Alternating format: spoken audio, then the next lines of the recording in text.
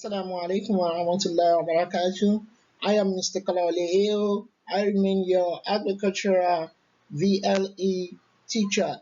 I hope you are enjoying our stay at home, and I presume we are observing all the hygienic practice we are told to practice. May Almighty Allah help us and keep us away from the pandemic disease. Amen. Now, today, inshallah, by the special grace of God, we're going to continue on our topic, which is the farming and cropping system. And then our subtopic is the cropping system. We have done that of the farming system when we said the farming system entails both crops and animals on the same piece of land. Now it is the cropping system which entails only crops, and then here we're going to study what type of crops can we mix, what type of crop can we plant, just like we have it in farming system.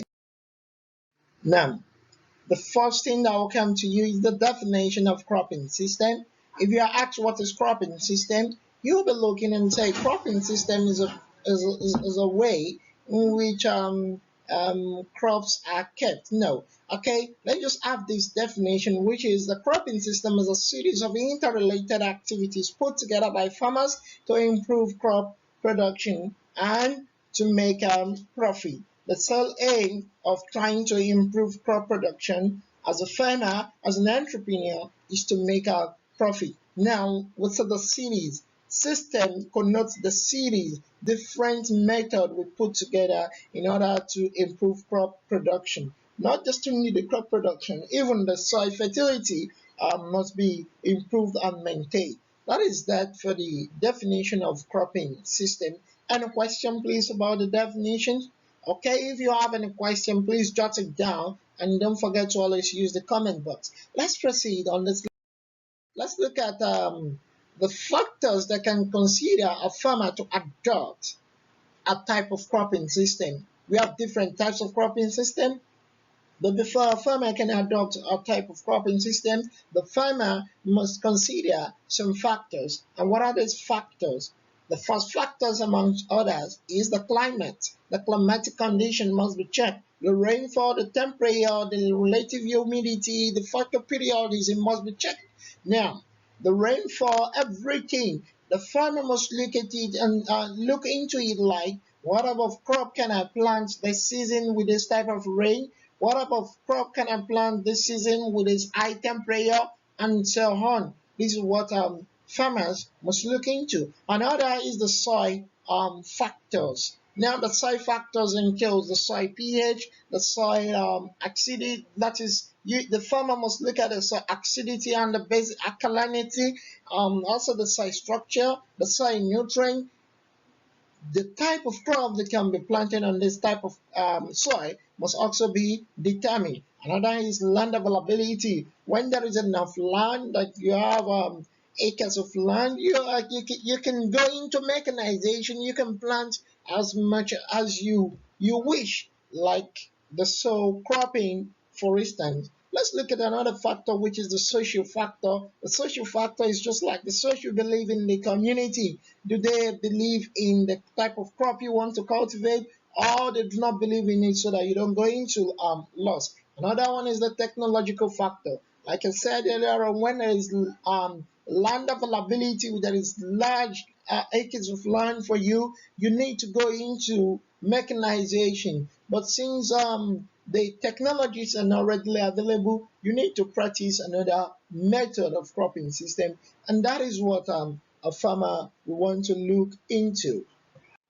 Okay, so these are the factors you as a farmer must look into while trying to adopt a cropping system. Okay, the types of cropping system proper.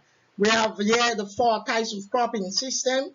We have the monocropping, the monoculture, the continuous cropping, and the crop rotation. These are the four types of cropping system we are going to talking about here. May Almighty Allah help us. Please pay utmost concentration. Okay. Monocropping as one of the type of cropping, one of the types of cropping system. It can be put as soil cropping also. Like the name implies, soil cropping or monocropping means one. Yeah, it means a farmer cultivates only one type of crop on the same piece of land. Yes. So from the name, it's very simple. Mono, from the name, it means a farmer cultivates a crop on the same piece of land.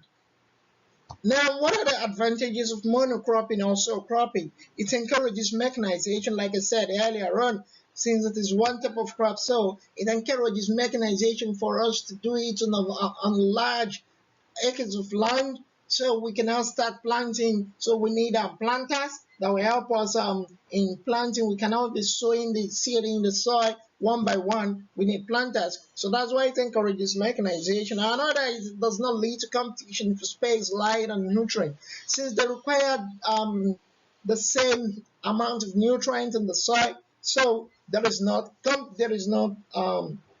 opportunity for competition, even for space and light, provided there is adequate space within them.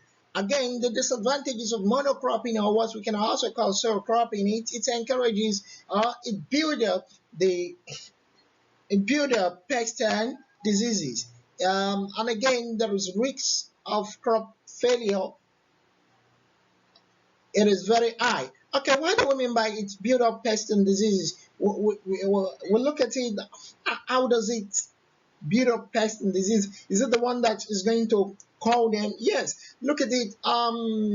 Planting a type of crop on a piece of land year after year, it means the pests and diseases that are available even after harvesting, the seeds are still in the soil. When you replant the following year or the following season, they what? They come again, even the pests. Then we know, oh, maize is always available, yes, so season, so they are coming to the farm to come and destroy the farm. So that is why it's build up pest and disease, and there is risk of crop failure.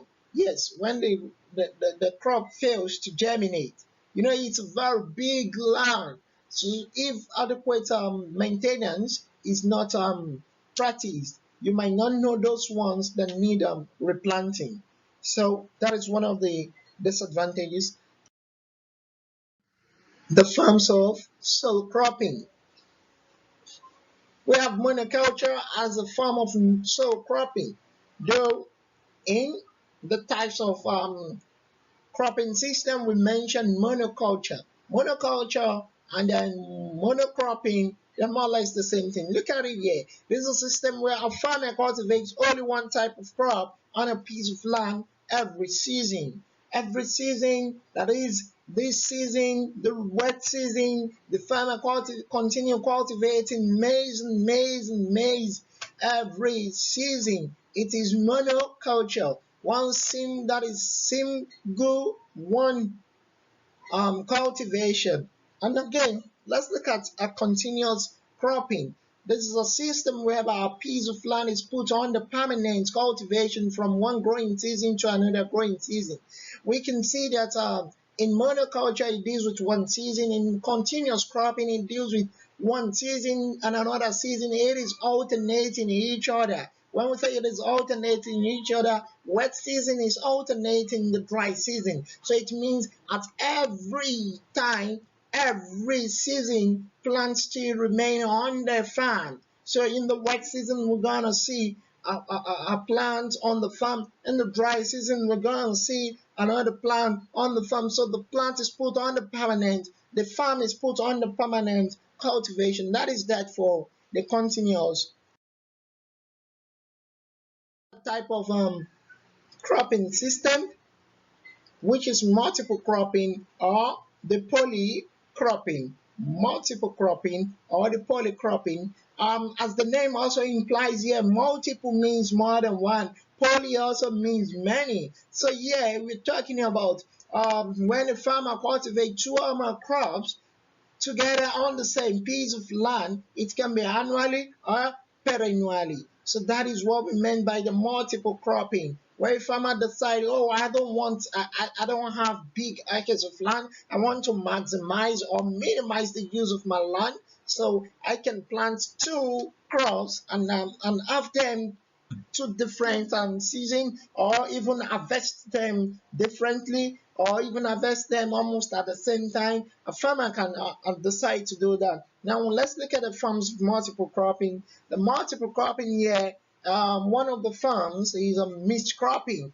where there is mixture of the crops, where a farmer tends to plant more than one crop on the same piece of land at the same time, like I've explained earlier on. So a farmer can decide to plant maize and cassava on the same piece of land at the same time. But how is he going to harvest it? This is what will lead us to another form of multiple cropping, which is interplanting. The crop that is planted first is harvested first. Look at it again. When we plant maize and cassava, which one will be planted? When maize is planted first and cassava is planted last, which one do you think will be harvested first? It is the maize. So because maize can just I see them as some see them as annual crops. I see them as ephemerals. They use up just barely 3 months on the farm. So maize is planted in March. 2 weeks after planting maize, cassava is planted, but maize is harvested, leaving behind cassava. So maize is harvested first, and then cassava is harvested later in the future. Okay, that is for interplanting. Let's look at another forms of multi is intercropping. Intercropping and interplanting are more or less like the same. It's just that we have different period of the harvest. In intercropping, as earlier explained, I said the plants or the crops planted first is harvested first. But in intercropping here, the plant that is planted last is harvested first. It's just a vice versa. Let's use the same example, maize and cassava. If we plant cassava first and then we plant maize last, which one are we going to harvest first? It is the one we harvested, we planted last, that we are going to harvest. So it can say that crop that is planted first is harvested last. So since we plant cassava first, we're going to harvest our cassava last, and then the maize that is planted last will be harvested first. So these are what another common example here is yam and okra. So it's more or less like the same thing. They're just interchanging the period of harvest for intercropping and interplanting. Okay, let's look at another forms of multiple cropping, which is relay planting. From the word relay, like we have in relay race, where there is handing over of batting. So in this planting also, when a plant is harvested, immediately after harvest, another plant sprout out in germination. So it's just like a relay. As one is leaving, another one continues. As one leaves, another one continues. So that is relay planting. Can you see that the farm is still in use? We can now call this monocropping. We can always term it as multiple cropping or the poly cropping. Another one is another form of multiple cropping is the sequential cropping. From the word sequence, sequence means there are 2 or more crops that are planted in a year at different planting months. In a year at different planting months. Look at it, the planting month for cassava can be different. Okay, it's different from that of the planting month of okra. It's different from the planting month of another. So in that year, there is sequential that you say from January to March, I am going to plant this type of crop. From March to so month, I'm going to plant this type of crop. From this to this, I'm going to, throughout the year, there is a sequence which it's followed. There is an order which is maintained. But there are some principles used in following this order, I think when we get to crop rotation, we're going to talk more and explain the principle of crop rotation for us to understand what is meant by the sequential cropping. And these are the forms of multiple cropping. So for so good, we've explained two types of cropping system, which is monocropping or the sole cropping, and the multiple cropping or the polycropping. Let's kindly go to the advantages of a multiple cropping this time. Okay, in multiple cropping, there is probability for a farmer to grow or plant leguminous crop. What is the function of this leguminous crop? Leguminous crop helps to fix atmospheric nitrogen into the soil, and by this it helps to increase the soil fertility. I think I've said this earlier on in a class that there is a bacteria that helps to feed atmospheric nitrogen into the soil, and the name of this bacteria is called Rhizobium leguminosarium. Another advantage of multiple cropping is the system helps to control pest and disease, unlike so cropping or the monocropping, where I said it builds up pest and disease. This time around, it helps to control pest and disease. Why? Because the pest or disease that affects plant A might not be able to affect plant B. Okay, it also helps to control erosion. Since there is availability of crop on the piece of land every season or throughout the year, it means when rain falls or water is washing away the topsoil, there is a plant that is going to absorb the nutrient, the water per se. Okay, another advantage is the farmers can generate income throughout the year. Yes, there is availability of crop on the piece of land throughout the year, so there is opportunity for income to come throughout the year, unlike sole cropping. It also helps to control weeds, yes, because some cover crops which are planted along or amongst the crops can help to cover the soil and then control weeds. Disadvantage is multiple cropping.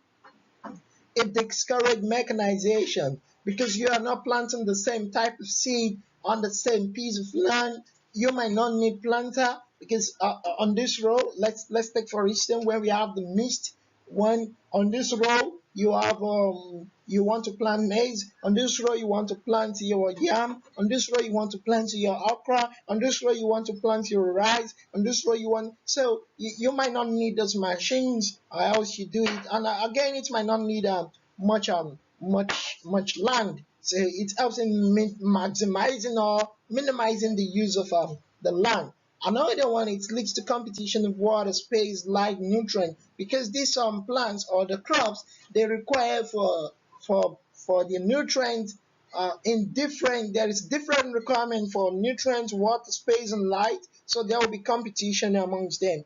Another thing is there is a high amount of fertilizer or irrigation water which is used for the plant to germinate proper. Don't forget there is competition for nutrient, hence the farmer will go get some fertilizer, which is another expense. And then again, irrigation water, since it is not the period, just because we want to make crops to be available all the time on the farm, there should be irrigation, which must be practiced, and that is another expenses on the farmer.